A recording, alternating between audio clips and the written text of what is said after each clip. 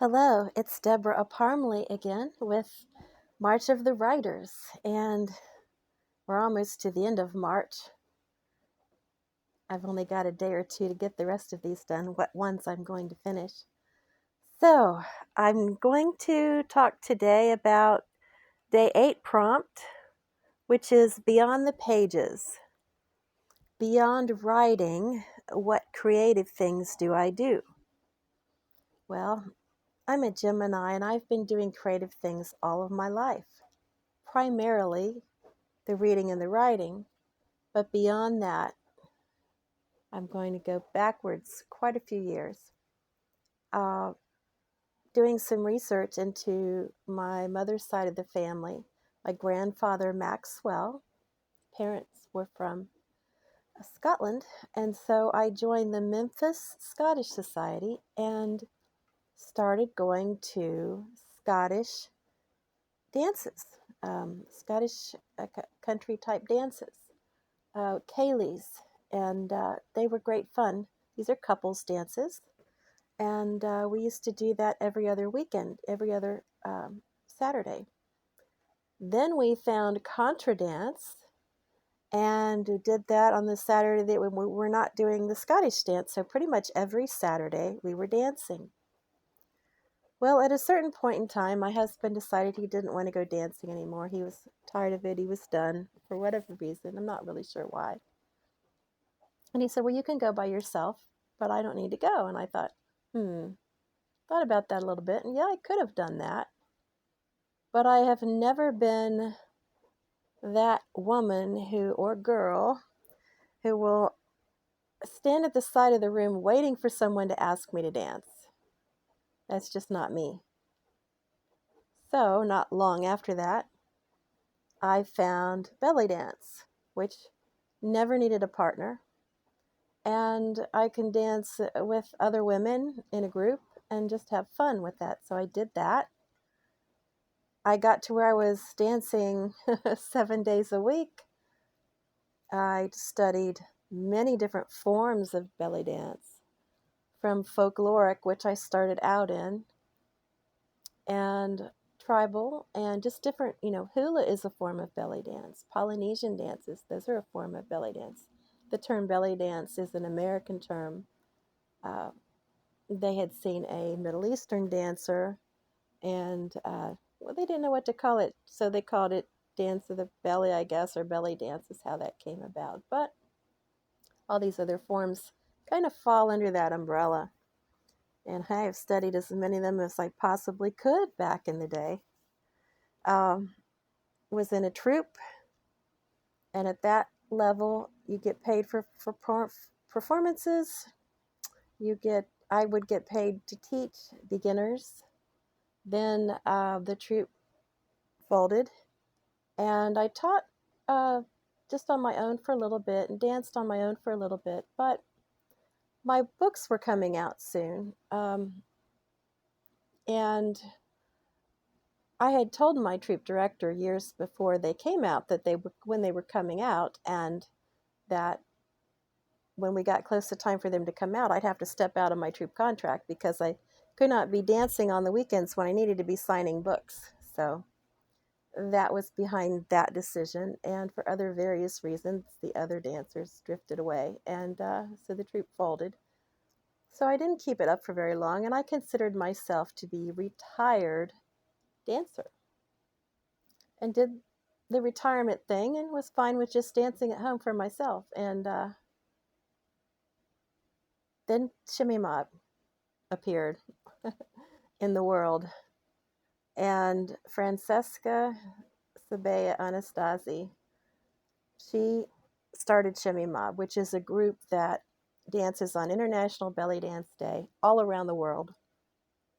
We all wear the same t-shirt, dance to the same song, the same choreography, and each year the choreography and the shirt changes. Well, no one in Memphis was doing this. I asked many of the local directors, and they were like, no, no, no, no, no. And I thought, okay. Memphis is a large metropolitan area, and at the time, being a tri-state area, there was one shelter for far more women and children than they could fit into the shelter. And there was a great need. So I thought, okay, I'll come out of retirement and I'll do this one project. So I did, founded Shimmy Mob Memphis. I was a team leader. Some other day I'll talk about all that, but in the 10 years that I was involved with the local group, we raised $10,000 for the local domestic abuse group. And there's two things that it does. It raises awareness of the issue and funds for the women and children, and yes, men who need it, although men aren't usually put in a shelter with the women. That's a different kind of situation, but that's not to say that men are not having to deal with the same issue. I'm going to show you my t-shirt. This is Shimmy Mob. That's the logo of the t-shirt that we wear. So now that I live in a motorhome, I can't really do this city, this town. I never know where I'm going to be when Shimmy Mob Dance Day comes around, but I keep up with it. And I have a book, Saving the Belly Dancer, in which I made a character. The heroine has to deal with an ex-fiance who's abusive and a little bit crazy, and she signs up to be an assistant team leader. So there's a little bit of Shimmy Mob in that book. And in the back of the book, I talk about Shimmy Mob and give the resource how to find it for those who need it. And Francesca interviewed me one day and said she had gotten a call from a woman in another country, not the U.S. She's in Canada and I'm in the U.S., another country, because this is all around the world. The woman wanted to know how she could help. She wasn't a dancer, but she had over 300 employees, and how could she help? And when Francesca asked her, how did you hear about this? She said, well, I was reading this novel, and when I got done, I thought, is this a real thing? And then she found out that it was, and now she wants to help. It gave me goosebumps, because that's one reader, one copy of my book. That's a ripple in the pond that could get pretty big. I don't know how many other ripples are out there from things that I have done, but we don't always know. And it's okay not to know. I mean, you got to just keep doing the good things that you do, not expecting anything from it, and let the universe take care of the rest. Let the guardian angel step in and move things around, get things going. So, a dancer, yes, very much a dancer. So, a writer, a dancer. I used to sing in high school. I was in a high school musical, and it was South Pacific. And the first day of the performance, I was out on the stage singing, but no sound was coming out. I had so much stage fright, it was ridiculous. I could do the dancing just fine, but the singing part, no one could hear me. And that told me, you probably don't need to be singing on a stage. So that was at 16 or 17, around there. So I didn't really pursue singing beyond that, although I was in the high school choir and in that until I had a stroke last June and decided that, along with trying to get my speech back to enunciate words better, and I had to work at getting the alphabet back first and saying words. And once in a while, I'm still tripped up a little bit. And then I thought, what if I were to sing? What if I were to sing? And so there is an app on my phone now called Smule, Smule, and I get on there and I sing, and it's just for fun, and it's for working the muscles of my mouth and my voice and breath. Singing is really good for us. Everything doesn't have to be about performance. Everything doesn't have to be about making money. Everything does not have to be judged as to whether it's good enough. If you are enjoying it and you are creating it and you're in the joy of doing the thing, that is enough. That is absolutely the best reason to do any of it. So that's true of the writing as well. Still true to this day. So I am a writer. I am a dancer. I am a singer. Also, in January, I had a chance to try painting watercolors. It was in the lobby of a place where we were vacationing, and the organizers had set up a thing for paint. It was like a speed painting in the lobby. You get like 45 minutes. They give you the paints. You just go and paint.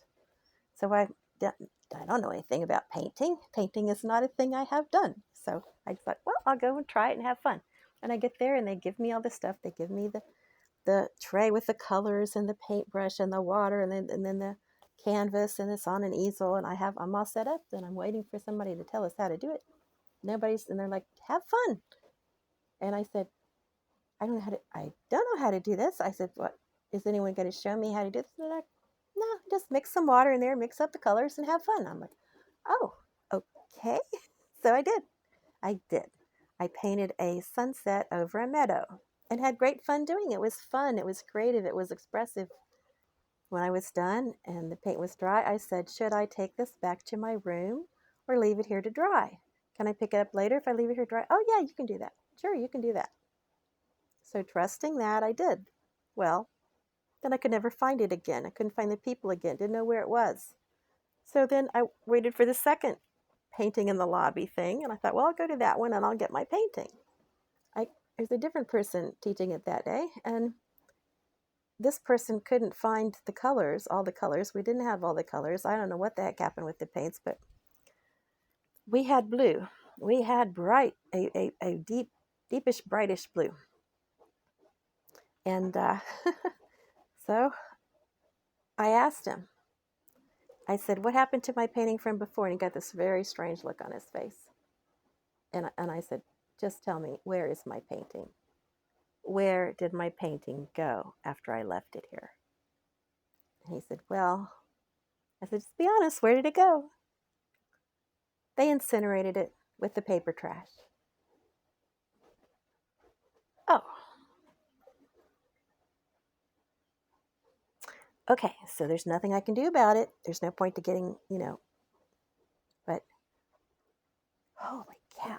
They incinerated the first watercolor painting I ever did in my life. I would have liked to have kept that,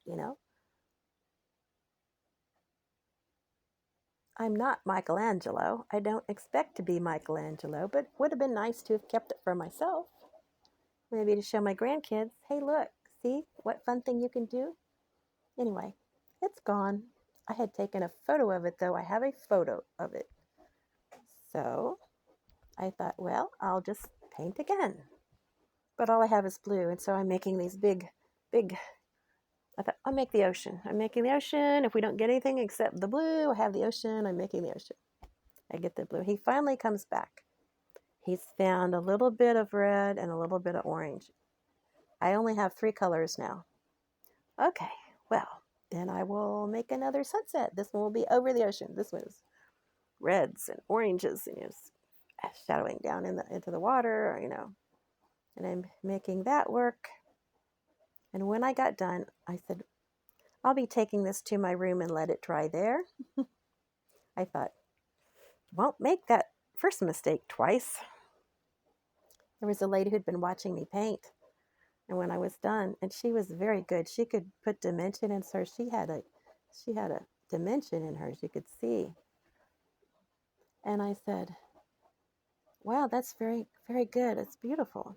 She said, I've been enjoying your technique. I'm like, technique? I go, I didn't know I had a technique. She said, oh, yes, you have a technique. I'm like, oh.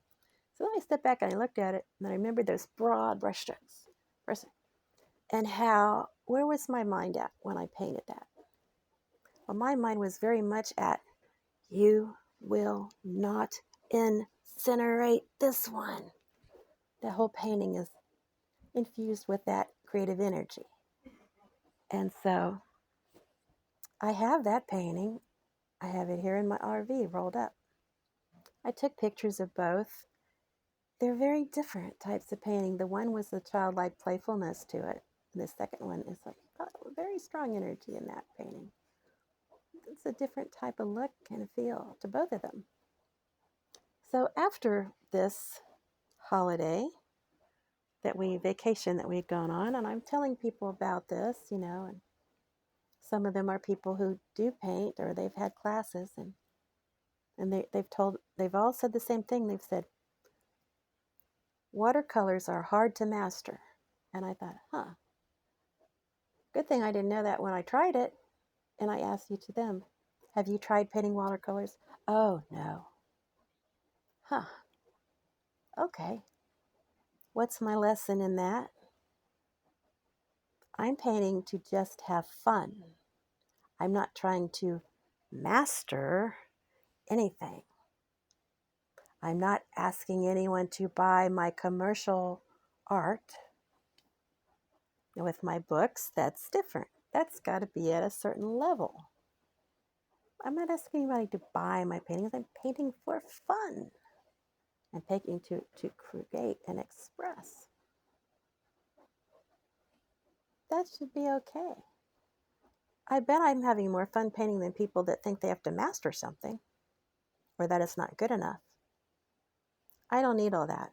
I went through all that as I was on my journey to writing and getting books out and being published and hitting Amazon bestsellers list. I've been through all that with my writing. I've been through critique groups. I've been through rewritings. I've been through good critiques and bad critiques and all the things that go with, opinions and subjectivity and, then getting the experience of having done enough books to know what's commercially viable and what's not.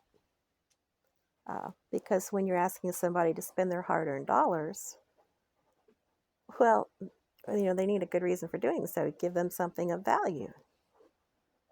But with singing or painting, I'm just expressing my creative side and having fun. I think that doing these things actually helps me be a better writer. Also, another thing I started doing was some little crafts at the RV park that we were staying at, making things, hand sewing. That's good for hand-eye coordination. And when you've had a stroke, I had the touch your nose test with eyes open. Clearly not drinking. I haven't had alcohol since 2016 when I had pancreatitis. But clearly this is stroke related. But the doctor would have me touch right finger to nose and touch left finger to nose. Well, left finger went to right cheek. Did not go to nose. Wouldn't go to nose. Still doesn't go to nose. I'm not going to do that on the video. But anyway, hand-eye coordination is a continuing issue. So the hand sewing was good. When I first started out, I could not thread a needle. Literally could not. It was not happening. Now I can thread a needle.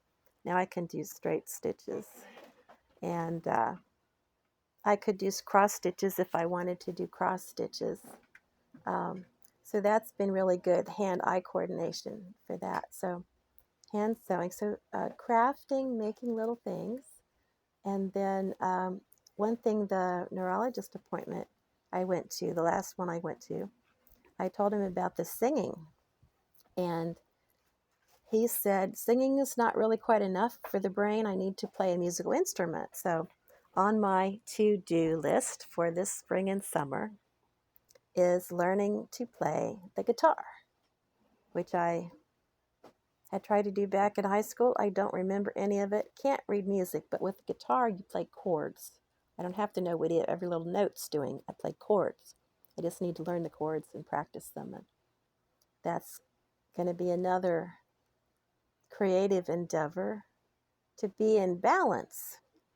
So I think too many people get caught up in the whole, is it good enough? Well, you know what? If I did that, I would never have done the hand sewing because clearly that's not something I'd sell. The hand sewing is good for me. The singing is good for me. Painting watercolors is good for me. Playing the guitar is also going to be good for me.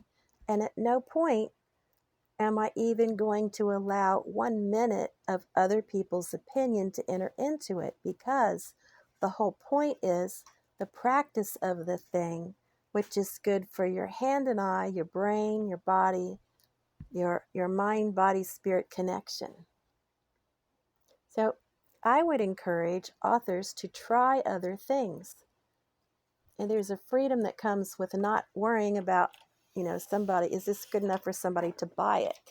There's a freedom that comes with that, and you can just create and do and play and play. You know, kids don't have this whole problem. Kids will sit down and just draw a picture, or they'll sing a song, or they'll dance around, or they'll do a thing. They don't get hung up on what other people think about what they're doing, or whether somebody will pay them for it, or blah, blah, blah, blah, blah, all that stuff. They just know how to have fun. And for some reason, adults often lose that.